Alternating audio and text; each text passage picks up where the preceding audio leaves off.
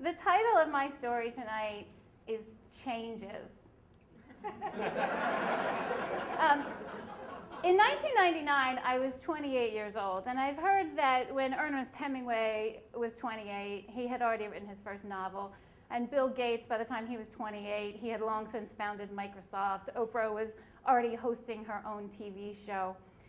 When I was 28, the clock radio in my apartment was set 4 hours and 17 minutes ahead for the better part of a year because I didn't have the work ethic to go through the hassle of setting it to the right time. So I just had to do the math every time I looked at it. My friends back home, I was still living in the town where I'd gone to college, my friends were getting promotions and getting married and getting mortgages. And I was starting to feel a little bit self-conscious about needing my mom to still pay for my car insurance. And sure, I had my part-time job at Lady Foot Locker, but I didn't have a washer or dryer. So anything that I made, I was using my 20% discount to buy clean clothes to wear the next day. So I was really ready to make some changes in my life. And this is the setting when I got a phone call from my friend Bonnie, who suggested that I apply for an opening at her medical supply company. And I saw this as an opportunity to get above the poverty line and maybe pay off some debt and have something positive to talk about at my upcoming 10-year high school reunion. So this is how I started my career selling adult diapers. Now, selling adult diapers is not as crappy as it sounds. They hooked me up with a company car, a flip phone, a laptop, an expense account. It was a pretty good gig, and I felt very clearly like I had made the right decision. So a couple weeks into the job, things were going well, and Bonnie, who was like 12 rungs above me in the corporate ladder, though she was younger than I was, asked if I would be willing to drive to Annapolis, Maryland, and take her place in a meeting with some coworkers from across the company at a very important client meeting. And well, sure. I mean, eat in a restaurant, sleep in a hotel, Cinemax room service. Not only was I willing, I felt like I had been caller number 7 at Froggy 98 and had won an all-expenses-paid trip to Annapolis for the evening. My only hesitation was, I was brand new to the company. Was I really qualified to go and represent our district? And Bonnie assured me that all I had to do was show up and be there. As long as I could get there. I remember her last words. She said, "It is impossible for you to screw this up."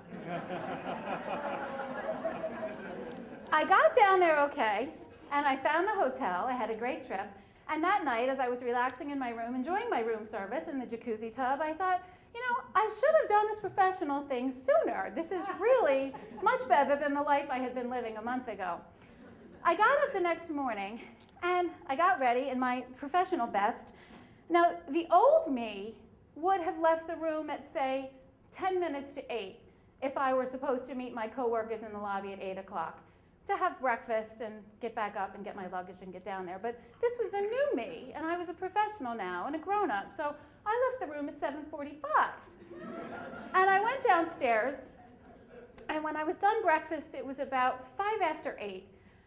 And I walked into the lobby, and I saw them right away, my colleagues, the diaper executives from other locations in the country. And I knew them immediately because one of them had a Depends logo on the briefcase that she was carrying. It was two women and a man, and they were crisp, they were navy blue, they were polished, they had good haircuts, and they had expensive shoes. And I had come out of that breakfast feeling good about myself with a real, like, hey guys kind of attitude, eager to connect with them.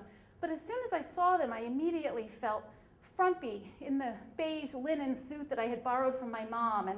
And I had my heels that I found in my childhood closet that were like from a prom 10 years earlier. And my hair, I had big hair. I was holding on to the big hair. And I remember one time in a bar, I overheard this guy say to his girlfriend, "Watch out for her hair." I had some big hair. So all of a sudden, I felt little, and I realized from their demeanor and from the fact that they were looking at their watches and sizing me up that they weren't going to see me as the adorable rookie that I had been hoping. But there wasn't a lot I could do. I tried to make the best of it, and that's when I noticed even their suitcases, they had the little sleek, like stewardess-style rolling suitcases, and I had my plaid Gap duffel bag, which at that moment I realized was still up in my hotel room. And when I saw theirs, I realized they were ready to walk out the door. And one of them, the most stern of the three, said to me, "You have the car, right?" And that's when I realized they had flown in from various parts of the country, and I was responsible for driving the four of us to our meeting at a local nursing home. But I was quick on my feet, and I said, "Why don't you guys meet me in front of the hotel, and I'll get the car from the garage and bring it around front and pick you up?" And they agreed. So they walked out front, and as soon as they were out of sight, I quickly went to the elevator, pushed the button, went up to the 7th floor, and I had to pack my bags quickly and get back down as fast as I could so that they wouldn't notice that there was a delay in my picking them up. So I put my stuff in my bags, and I went back out into the hallway, and I'm pushing the elevator button, and I'm waiting, and I'm pushing it, and I don't know what's taking so long, and I'm waiting, and this guy comes out next to me, and he looked like one of these professionals too, and he probably wasn't late. And he looked at me, and he said, "The elevator will come when it's ready." So finally the elevator did come, and I got in, and I rode it down to the parking garage, and I found my car, and I threw my bags in, and I settled into the driver's seat, and finally, I was going to go around and pick these people up. And I looked over at the passenger seat, and there was the evidence of my ride down the day before. My Chumbawamba CDs, and my Roy Rogers trash, and empty soda cups, and even the pickle from my hamburger was laying there. I couldn't let them sit on that, so I had to get back out again and scoop all that stuff up and throw it into the back of my car.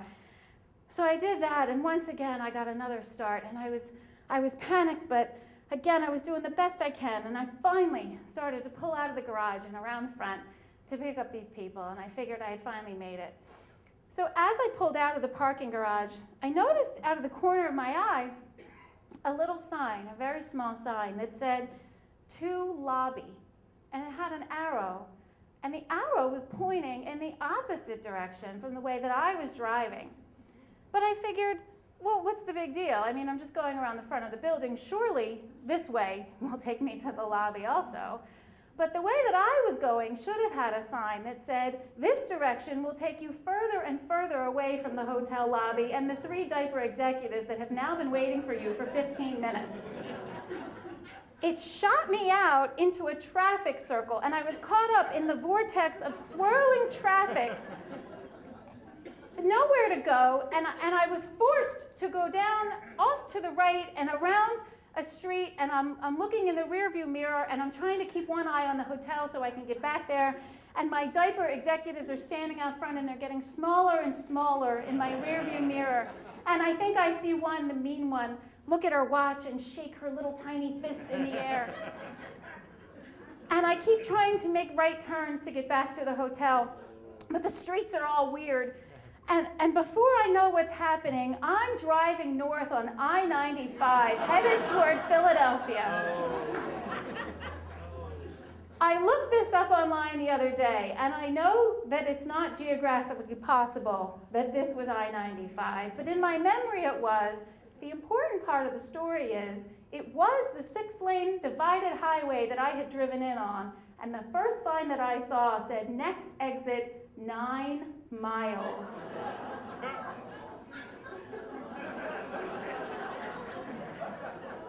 I became soaked with sweat. I wanted to throw up. Explosive diarrhea was a real possibility. And I know you're thinking I had adult diapers in the car, but we didn't wear them at work. So I continued driving, and I actually whimpered out loud by myself in the car, and the only other time I think I've done that is when I got my arm stuck in the vending machine at the YMCA. And the only decision that I could come to that made any sense was to keep on driving to Philadelphia. I would get home and put on some sweatpants, get some lunch, and start putting my resume out on Monster.com. But I realized at some point that this was a company car. And I'd already given my car to my mom in lieu of the years and years that she'd been making the payments and paying for the insurance for it. And she'd given her car to my brother, and his car was a piece of crap. So I was going to have to find a job that was on the SEPTA bus route if I was going to follow through with this plan. So as I got closer to the first exit, I got a little courage, and my panic turned into determination. And I got off that exit, and I turned around, and I headed back to Annapolis. And I started doing SAT questions in my head. If I go 70 miles an hour, how quickly can I get back there? If I go 80 miles an hour, how fast can I do it? And I started thinking of what story, what type of lie could I come up with that's going to explain the fact that I've been gone so long pulling the car around from the back of the hotel. And I drove faster and faster, and finally I got back there, and there they were, still waiting for me out front. And I just figured that when they started screaming at me, I would fess up and I would come up with something. So they opened the door, and they got in. And all I could think of to say was, hey. And they didn't say anything. They had angry lines for lips, and there was a lot of sighing and some passive-aggressive behavior for the rest of the day, but no one ever asked me why it had taken me 37 minutes to come around from the back of the hotel. And do you know that I went on later that year to win the Sales Service Associate of the Year at our national meeting? But as I walked up through a crowd of my peers at our national meeting to accept this offer, this wonderful award, that to me represented the fact that I had in fact grown up and become a professional, I noticed that there were 3 executives, 2 women and a man, who were not clapping. Thank you.